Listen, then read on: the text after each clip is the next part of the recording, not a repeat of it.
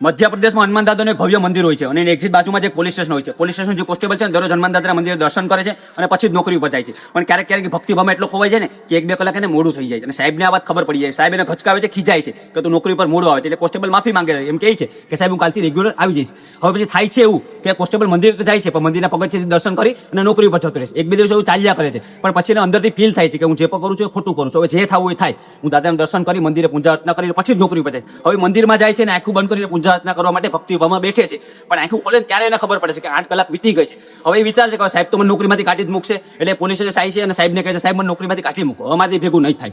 પણ સાહેબ કહે છે કે તું તો ટાઈમ ટુ ટાઈમ આવી ગયો તો હું તને શા માટે નોકરીમાંથી કાઢી મૂકું. ત્યારે સાહેબને કહે છે કે ના ના સાહેબ હું તો મંદિર હતો. પણ સાહેબ કહે છે કે ના ના આપણે એક સવારના રેડ કરવા ગયા હતા ને ત્યારે જીવના ચોખ્ખા ઉપર ખમી અને પોલીસ ચોરને પકડ્યો અને પોલીસને લાવ્યા છે. આ જોયો ચોર.